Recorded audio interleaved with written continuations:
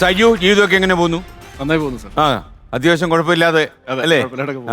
അല്ല, ഞാനേ ഭരതനാട്യത്തില് നായകനായിട്ട് ഞാനിപ്പോൾ ഭരതനാട്യത്തെ കുറിച്ചല്ലേ റെഫർ ചെയ്ത്. അപ്പൊ ഈ സിനിമയിൽ നായകനായിട്ട് സജു എന്ന് പറഞ്ഞപ്പോൾ ഞാൻ വിചാരിച്ചു സജു ഒരു നർത്തകൻ കൂടിയാണോ? ഡാൻസ് പഠിച്ചിട്ടുണ്ടോ? ഡാൻസ് പഠിച്ചിട്ടില്ല. ആ, ജീവിതത്തില് നമ്മള് ചില ഭരതനാട്യം പോലത്തെ ഡാൻസ് ഒക്കെ കളിക്കേണ്ടി വന്നിട്ടുണ്ടല്ലേ? സെയിൽസിലൊക്കെ ആയിരുന്നു ഞാൻ. അത് എനിക്കൊന്ന് കുറെ കാലം സെയിൽസിലുണ്ടായിരുന്നു അല്ലേ? അതെ, അതെ. എത്ര കാലം? 4 വർഷം. എവിടെയായിരുന്നു?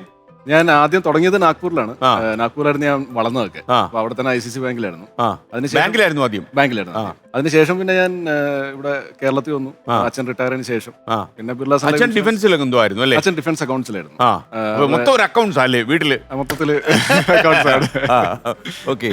അപ്പൊ അത് കഴിഞ്ഞിട്ടാണ് എയർടെല്ലായിരുന്നു. എവിടെയായിരുന്നു അത്? എയർടെൽ ഞാൻ ട്രിവാൻഡ്രത്തായിരുന്നു. ഞാൻ കേട്ടിട്ടുണ്ട് ഈ സിം കാർഡ് വിൽക്കാൻ മേഡൽ ഹൗസിൽ കയറി MG ശ്രീകുമാറിനെ കണ്ടു, കുറച്ച് അപകടമായി. കാരണം അതേ എനിക്കൊന്ന് ഫോൺ നിരന്തരം ഉപയോഗിക്കുന്ന ഒരു മനുഷ്യനാന്ന് തോന്നുന്നു അല്ലേ? അതെ, അതെ. അന്ന് അദ്ദേഹം എസ്കോട്ടിലാണ് യൂസ് ചെയ്തോണ്ടിരുന്നത്. അത് അട്ടിമറിക്കാൻ വേണ്ടി പോയതാണോ? അത് അട്ടിമറിക്കാൻ വേണ്ടി പോയത്.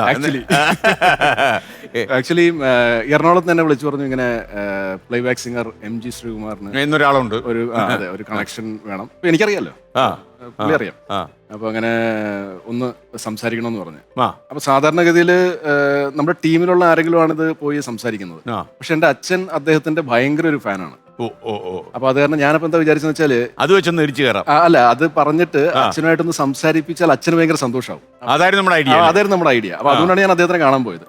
അങ്ങനെ തന്നെ അവിടെ ചെന്നു. മേഡിൽ ഹൗസിൽ ഞാൻ അവിടെ ചെന്ന് വെയിറ്റ് ചെയ്യുന്നു. അങ്ങനെ ശ്രീകുമാർ സാർ വരുന്നു. അദ്ദേഹത്തിന്റെ അമ്മ ഒന്നുണ്ടായിരുന്നു. അപ്പം ഇവിടെ ഇരിപ്പുണ്ടായിരുന്നു പുറത്ത് തന്നെ. അമ്മ എപ്പോഴും അങ്ങനെയാ. ഈ മേഡൽ ഹൗസിന്റെ അവിടെ നമ്മൾ തൈക്കാട് പോയി കഴിഞ്ഞാൽ വരാന്തയിൽ മിക്കവാറും അമ്മ കാണും. അതെ, വരാന്തയിൽ അവിടെ ഉണ്ടായിരുന്നു. അപ്പൊ അങ്ങനെ ശ്രീകുമാർ സാർ അകത്ത് വിളിച്ചു. ഞങ്ങൾ അങ്ങനെ ഇരുന്നു, കാര്യങ്ങളൊക്കെ സംസാരിച്ചു. അപ്പൊ ഞാൻ ഓഫേഴ്സ് ഒക്കെ പറഞ്ഞു. അങ്ങനെ 2 ദിവസം കഴിഞ്ഞിട്ട് വിളിക്കാന്ന് പറഞ്ഞു. 2 ദിവസം കഴിഞ്ഞിട്ട് വീണ്ടും പോകുന്നു. അങ്ങനെ 3ാമത്തെ പ്രാവശ്യം പോവാണ്. അപ്പോഴത്തേക്കൊരു സ്നേഹമായി. അവിടുത്തെ സ്നേഹം എന്ന് വെച്ചാൽ എയർടെൽ ഒരു ഉദ്യോഗസ്ഥൻ, അത്രേ ഉള്ളൂ.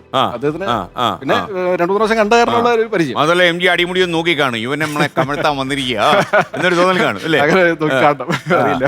അപ്പൊ അങ്ങനെ 3ാമത്തെ പ്രാവശ്യം ഞാൻ ചെല്ലുമ്പോഴത്തേക്ക് ഞാൻ എൻ്റെ ഒരു ടീം ലീഡറുമായിട്ടാണ് പോകുന്നത്. അപ്പോൾ അവിടെ ചെന്നു.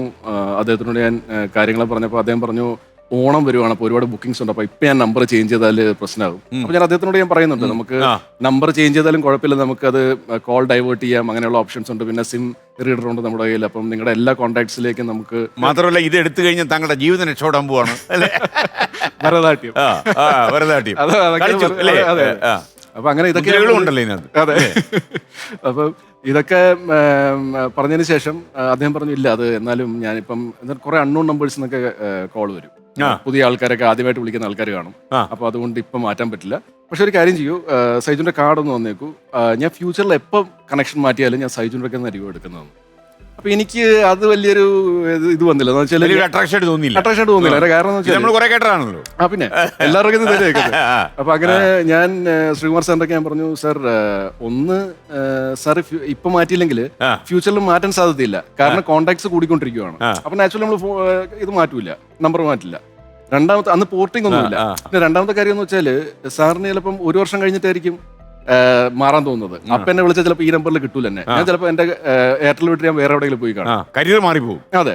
അപ്പൊ അതുകൊണ്ട് എനിക്ക് തോന്നുന്നില്ല ഫ്യൂച്ചറിൽ നടക്കുന്നു. പക്ഷെ എന്തായാലും സാർ എന്റെ വിസിറ്റിംഗ് കാർഡ് വെച്ചോളൂ എന്ന് പറഞ്ഞുകൊണ്ട് ഞാനത് കൊടുത്തിട്ട് ഞാനിങ്ങനെ തിരിഞ്ഞ് എന്റെ ടീം ലീഡറുമായിട്ട് ഞാൻ ഒരു 2 സ്റ്റെപ്പ് നടന്നു. 2 സ്റ്റെപ്പ് നടന്നപ്പോഴത്തേക്കും പെട്ടെന്ന് ശ്രീകുമാർ സാർ സൈജു, മിസ്റ്റർ സൈജു എന്ന് പറഞ്ഞു. മിസ്റ്റർ സൈജു 1 മിനിറ്റ് എന്ന് പറഞ്ഞു. അപ്പൊ ഞാൻ പറഞ്ഞു ഓക്കെ. അപ്പൊ ഞാൻ എന്റെ കൂടെയുള്ള ടീം ലീഡർ പറഞ്ഞു ചെല്ല്, ഓഫീസിലേക്ക് ഞാൻ പുറകെ വന്നേക്കാന്ന് പറഞ്ഞു.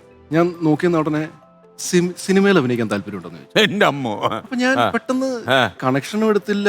ഇപ്പൊ ഇത് വേറൊരു സാധനം പറയുന്നു. എനിക്കിത് മൊത്തത്തിലൊരു, പക്ഷെ ഫ്രാക്ഷൻ ഓഫ് സെക്കൻഡ്സിൽ ഞാൻ എന്റെ വായിന്ന് വന്നത് അഭിനയിക്കും, ഇതാണ് ഞാൻ പറഞ്ഞത്.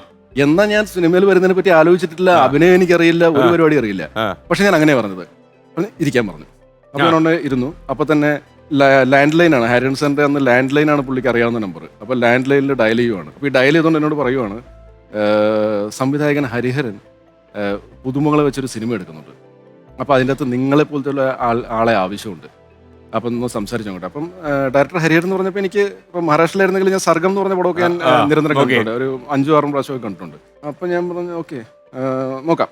അപ്പോൾ അങ്ങനെ വിളിക്കുന്നു. അപ്പം അവിടുന്ന് ഹരിയൻ സാറ് സംസാരിക്കുന്നുണ്ട്. ഹരിയൻ സാർ അദ്ദേഹത്തിൻ്റെ ഒക്കെ എന്തോ പറഞ്ഞു. അപ്പോൾ പറഞ്ഞ് ഓക്കെ സാർ, അപ്പോൾ അഡ്രസ്സ് എന്ന് പറഞ്ഞാൽ, അപ്പോൾ അഡ്രസ്സ് പുള്ളി ഒരു പേപ്പറിൽ എഴുതി എടുത്തു. എന്നിട്ട് ഫോൺ വെച്ചു. എന്നിട്ട് ഇത് തന്നുകൊണ്ട് എന്നോട് പറഞ്ഞു, ഒരു കാര്യം ചെയ്യുക, ഫോട്ടോസ് ഉണ്ടല്ലോ അല്ലേ? ഞാൻ പറഞ്ഞു ഫോട്ടോസ് ഉണ്ട്. അതേ ഉള്ളൂ. അപ്പം ഫോട്ടോസ് ഒന്ന് ഈ അഡ്രസ്സിലേക്ക് അയച്ചു കൊടുക്കാൻ പറഞ്ഞു. അപ്പം എന്നിട്ട് ചോദിച്ചു, ഈ ഫോട്ടോസ് എന്ന് പറഞ്ഞാൽ മനസ്സിലായോ എങ്ങനത്തെയാന്ന്? ഞാൻ പറഞ്ഞു സാർ എല്ലാ ടൈപ്പ് ഓഫ് ഫോട്ടോസ് ഉണ്ട്. ഗ്രൂപ്പ് ഫോട്ടോ ഉണ്ട്, ഫ്രണ്ട്സായിട്ടുള്ള ഫോട്ടോ ഉണ്ട്, ഫാമിലി ഫോട്ടോ ഉണ്ട്, അതുണ്ട് ഇതുണ്ട്. അല്ലല്ല, സിനിമയ്ക്ക് വേണ്ടത് നിങ്ങളുടെ സിംഗിൾ ആയിട്ടുള്ള കുറച്ച് ഫോട്ടോസാണ്. ഞാൻ പറഞ്ഞൊരു കാര്യം ചെയ്യാം, ഫ്രണ്ട്സിൻ്റെ കൂടെ നിൽക്കുന്നതിനകത്ത് ഞാൻ എൻ്റെ കട്ട് ചെയ്തെടുത്തോളാം, എൻ്റെ മാത്രമായിട്ട് അത് അയച്ചു കൊടുത്താൽ മതിയല്ലോ. ഒന്നില്ല, അങ്ങനെയല്ല. ഒരു പ്രൊഫഷണൽ ഫോട്ടോഗ്രാഫറെ കൊണ്ട് നിങ്ങളുടെ ഫുൾ ഫിഗർ, പ്രൊഫൈൽ, ക്ലോസ്, അങ്ങനെയുള്ള മിഡ് എല്ലാം എടുക്കേണ്ടി വരും. എന്നിട്ടാണ് ഒരു പോർട്ട്ഫോളിയോ ഉണ്ടാക്കിയിട്ടാണ് അയച്ചു കൊടുക്കേണ്ടത്. ഞാൻ മനസ്സിൽ ഓൾറെഡി വിചാരിച്ചു ഇത് നടക്കാൻ പോകുന്നില്ല. എന്ന് വെച്ചാൽ എനിക്ക് സമയം കിട്ടൂല. എനിക്കിവിടെ ടാർഗറ്റ് അച്ചീവ് ചെയ്യാൻ വേണ്ടി കസ്റ്റമേഴ്സിനെ ഓടിക്കൊണ്ടിരിക്കുക. അതെ. അപ്പൊ അതിന്റെ ഇടയ്ക്കൊന്നും ഇതിനുള്ള സമയം കിട്ടൂല. പിന്നെ എനിക്ക് ഫോട്ടോ എടുക്കൽ എനിക്ക് ജനറലി എനിക്ക് കുറച്ച് മടിയുള്ള ഒരു കാര്യമാണ്. ഇതെന്റെ മനസ്സിലിങ്ങനെ ഞാൻ ആലോചിച്ചോണ്ടിരിക്കുമ്പോൾ തന്നെ പുള്ളി പറയണേ, അല്ലെങ്കിൽ പിന്നെ ഫോട്ടോ എടുക്കണം നിൽക്കട്ടെ, ഇനിയിപ്പോൾ ഫോട്ടോ എടുത്തിട്ട് ഇതിപ്പോൾ അയക്കുമ്പോഴത്തേക്കും ചിലപ്പോൾ ഒരാഴ്ച കഴിയും. ഒരു കാര്യം ചെയ്യ്, അടുത്ത വണ്ടി ചെന്നൈക്ക് വിട്ടോളാൻ പറഞ്ഞു. അപ്പം അതൊരു ട്യൂസ്ഡേ വെഡ്നസ്ഡേ കണ്ടാണ് ഞാൻ ഈ പോയി കാണുന്നത്. അപ്പോൾ അദ്ദേഹം, ഞാൻ പറഞ്ഞു സാർ എനിക്ക് ലീവ് ഒന്നും എടുക്കാൻ പറ്റില്ല, ഞാൻ വീക്കെൻഡിൽ പൊക്കോളാന്ന് പറഞ്ഞു. അപ്പോൾ പുള്ളിയെ സമ്മതിച്ചു. ഞാൻ പറഞ്ഞു സാർ ഒന്ന് വിളിച്ച് പറഞ്ഞേക്ക്, ഞാൻ നേരിട്ടാണ് വരുന്നത്, ഫോട്ടോ അല്ല അയക്കണമെന്ന്. അപ്പോൾ ഓക്കെ എന്ന് പറഞ്ഞു. അങ്ങനെ ശ്രീകുമാർ സാറിനെ പിന്നെ വിളിച്ചപ്പോൾ പുള്ളി പറഞ്ഞെന്ന് പറഞ്ഞു. അങ്ങനെ ഞാൻ ചെന്നൈയിലെത്തുവാണ്. ചെന്നൈയിലെത്തിയിട്ട് ഞാൻ 8:15 ആയപ്പോഴത്തേക്കും ഞാൻ ഹരിയൻ സാറിൻ്റെ അഡ്രസ്സിലെത്തി. അപ്പോൾ അവിടെ ഓൾറെഡി 10-15 പേര് നിൽപ്പുണ്ട്. ഒരു വലിയ ഗേറ്റ് ഉണ്ട്, അത് അടച്ചിട്ടിരിക്കുക. അഭിനയിക്കാൻ വന്ന പ്രമാണികളത് ഒരു ഓഡിഷൻ വന്നിട്ടുള്ള ആൾക്കാരാണെന്നാണ് ഞാൻ മനസ്സിലാക്കിയത്. അപ്പൊ ഞാൻ ഇവരൊന്നും മൈൻഡ് ചെയ്തില്ല. വെച്ചാൽ MG ശ്രീകുമാർ സാർ പറഞ്ഞിട്ടാണ് ഞാൻ വന്നിരിക്കുന്നത്. മേളിപ്പിടിയുള്ള ആളാണ്. മേളിപ്പിടിയുള്ള ആളാണ്.